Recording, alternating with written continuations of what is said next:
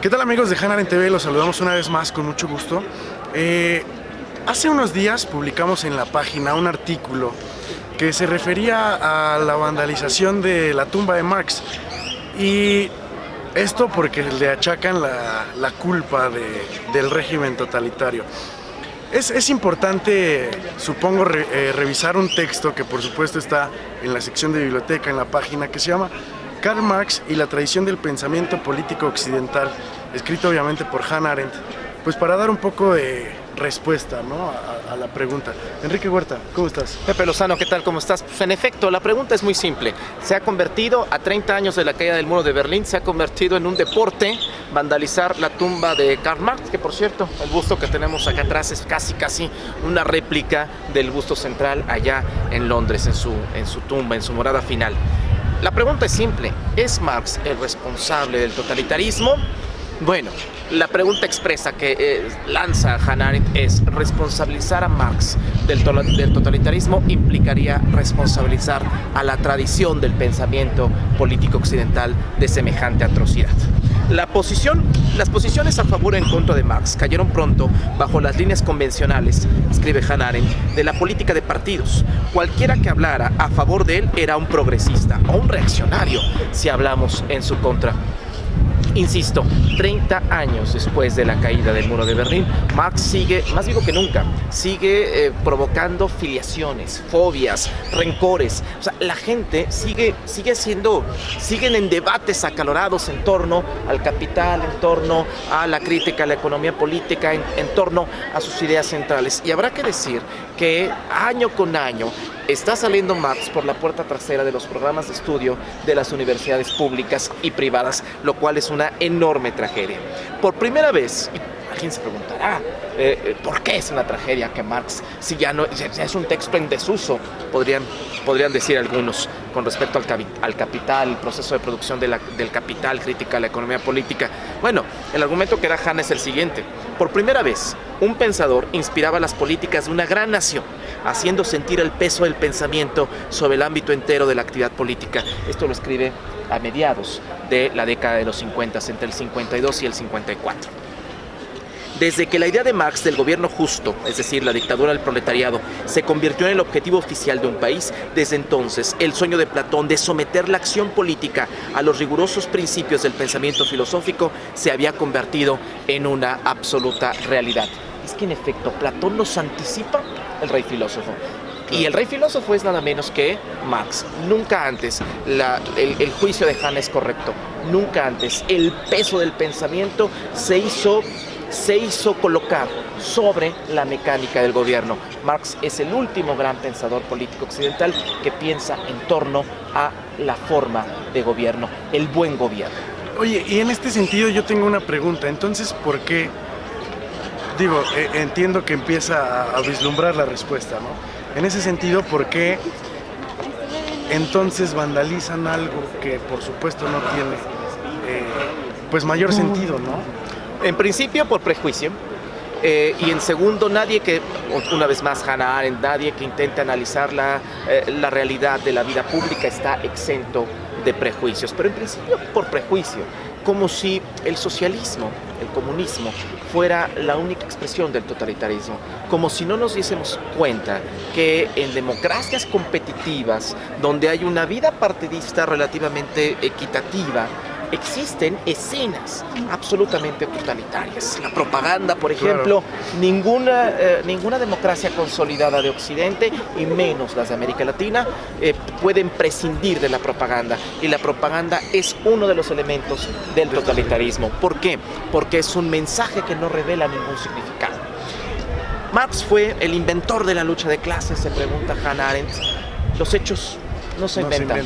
Ni se descubren, ¿no? Esa es la buena, quizá parezca una obviedad, pero no lo es, ¿no? Porque sí me parece que cometemos regularmente estas equivocaciones al hablar, ¿no? Con respecto al lenguaje.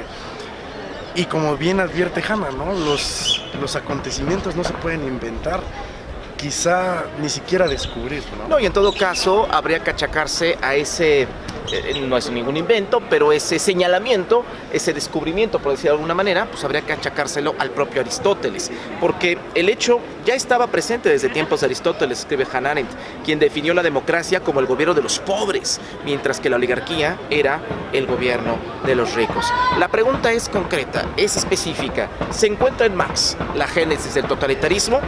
Acusar a Marx de totalitarismo es tanto como acusar a la tradición de acabar en la monstruosidad de esa forma de gobierno.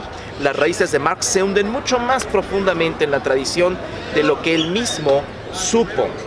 Como ideología, el marxismo es sin duda el único que liga la forma totalitaria del gobierno directamente a esa tradición. Pero habrá que distinguir un poco el reclamo del propio Marx en la Sorbona, yo no soy marxista. Habrá que distinguir el marxismo de las claves del pensamiento, el marxismo-leninismo, sí, claro, de las claves del pensamiento, del mensaje profundo del gran monstruo del siglo XIX, del gran monstruo decimonónico. Y esto hay que decirlo por muchas razones. Marx está perfectamente anclado en la tradición del pensamiento político occidental. Quizá, escribe Hannah, más anclado de lo que nosotros podríamos estar.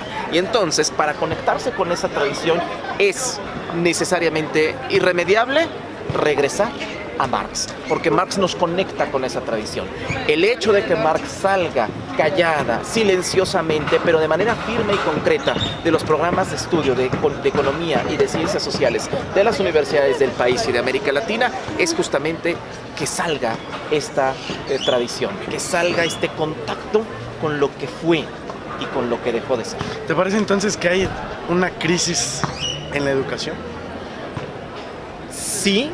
Y esa crisis de educación se expresa quizá desde 1968, una crisis de autoridad del pensamiento sobre el campo de la reflexión. Y pues recordemos otra idea central de Hannah Arendt sobre la violencia: la universidad es la única institución secular que basa sus principios de orden en el principio de autoridad. ¿Cuáles son los dos problemas principales de la edad contemporánea, además de la crisis de la educación? Bueno, de acuerdo a la visión de Marx, son dos: la labor y la historia.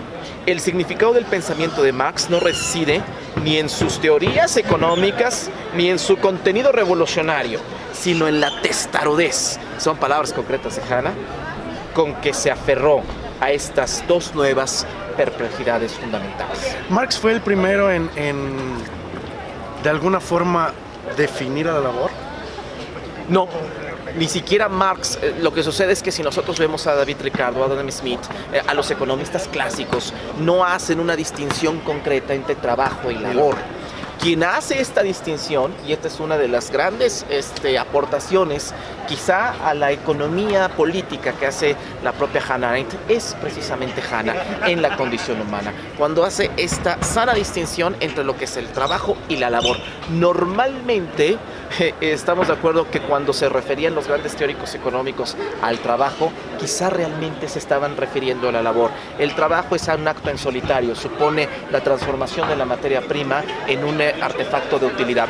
La labor es distinta, es el metabolismo del hombre con la naturaleza, y la labor es infinitamente productiva. La labor no termina hasta que el hombre termina de estar entre los hombres, termina de estar en el mundo. Quizá el rasgo estrictamente utópico del pensamiento de Marx sea eso: emanciparlos de la labor para tener una condición humana superior.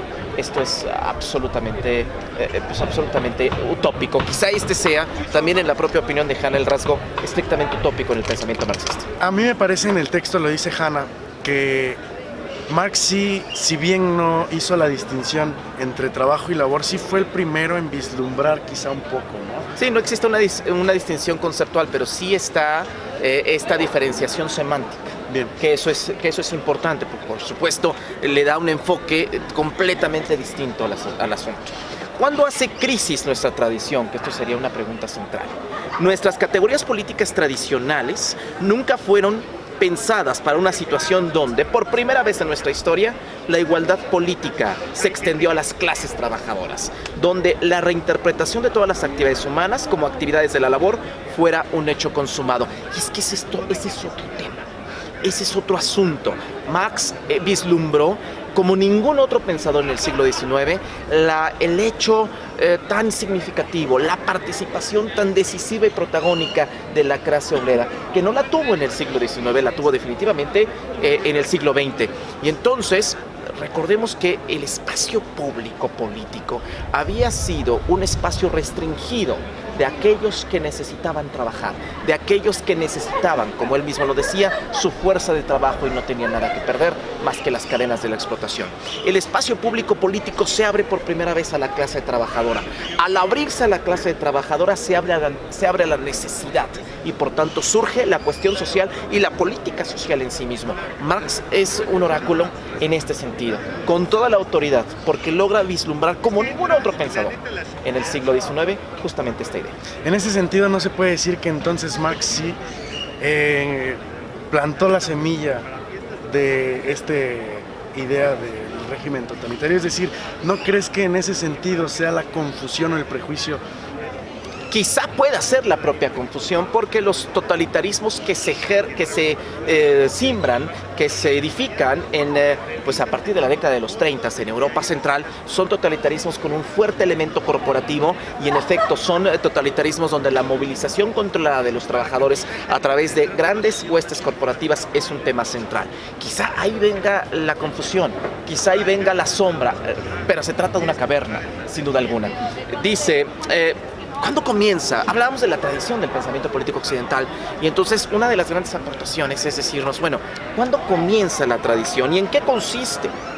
Comienza la tradición, por supuesto, con Platón y Aristóteles, inaugura nuestra tradición y ese comienzo empezó cuando la vida política griega se aproximaba a su final. Platón y Aristóteles escriben en momentos de obscuridad. Surgió entonces el problema de cómo el hombre, si ha de vivir en una polis, en un espacio público político, puede vivir fuera de la política.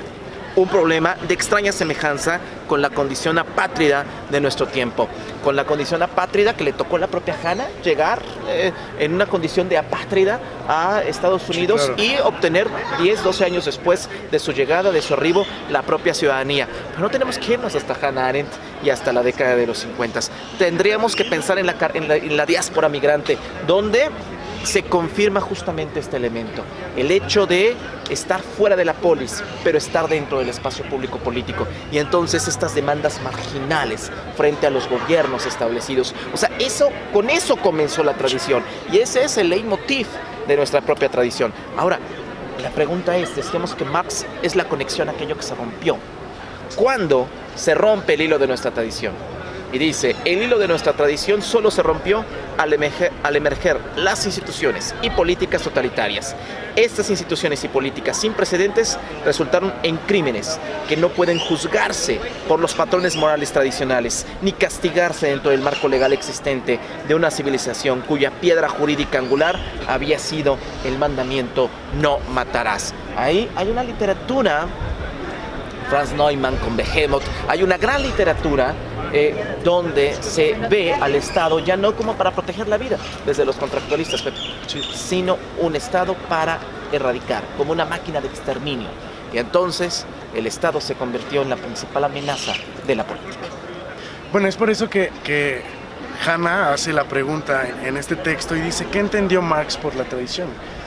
Y dice que Marx entendió a la tradición como un nexo complementario, o más bien un nexo intrínseco a la filosofía. Por tanto, supongo que la frase famosa de Marx de los filósofos entendieron al mundo, pero lo que se trata es de transformarlo, más o menos, pues es todo justo lo que estás comentando. Sí, desde luego, porque Marx entendió como nadie más que parte de la tradición no solamente era esta separación, esta segregación entre lo público y lo político, sino también un hecho también importante, el pensamiento separado de la acción. Los 4 grandes pilares de la tradición del pensamiento político occidental son eso: lo público separado de lo político. A veces van juntos, pero no necesariamente. En la política, los tiempos políticos no siempre son los tiempos recurrentes en los asuntos humanos, en los asuntos entre los hombres. Y los otros 2 grandes pilares es otra escisión, otra separación entre pensamiento y acción. No es casualidad la 11ª de Feuerbach que está en este monumento, en la Facultad de Derecho y Ciencias Sociales de la UAM. los filósofos se han encargado de interpretar de diversos modos el mundo. De lo que se trata es de transformarlo. Y esto es un llamado a recomponer. Tanto Marx puede perfectamente entenderse en las líneas de Maquiavelo, porque nos enseña lo que el propio Maquiavelo descubrió, que la política puede ocurrir en momentos de clandestinidad. Y entonces, la gran apuesta de Marx, si Marx estuviera en Las Vegas, ya me molestaría más de uno, si Marx estuviera en Las Vegas, apostaría el todo por el todo a reconstituir lo público con lo privado y el pensamiento con la acción. Y esos son los elementos absolutamente revolucionarios de Marx. Y el hecho de que eso salga de los programas de estudio es una tristeza. Una tragedia. Enrique Huerta, muchas Pepe gracias. Lozano, gracias.